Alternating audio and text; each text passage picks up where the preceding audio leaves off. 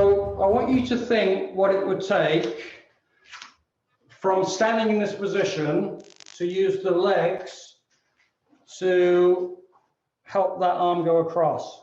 A good example of it is that when we're doing these sort of combinations where we're doing these things here, when I do this movement, I use my same side leg to push. The only thing is when I'm in these positions, I'm a little bit freer to move my body. But essentially, that side leg and hip is driving the hand in this way.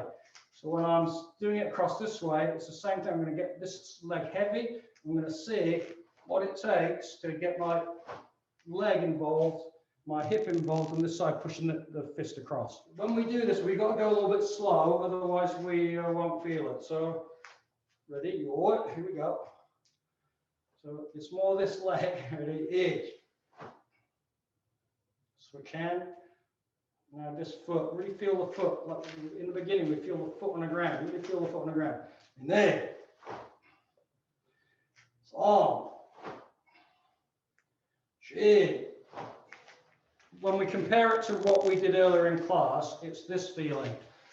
I'm standing up and I'm tucking, but this part is loosened down. So this is exactly like this. I'm standing up, I'm tucking, but my shoulders are free of tension. If I tense the shoulders, it's like I'm trying to push from here. So I tuck, this is loose, this can drive across. Does that make sense? So that's exactly the feeling we're trying to get in this position. My index finger goes between the index knuckle, and then after that, they just follow along. So the little fingers on the bottom, thumb on top, other fingers fit between the knuckles. It's a bit of a funny grip if you think about it.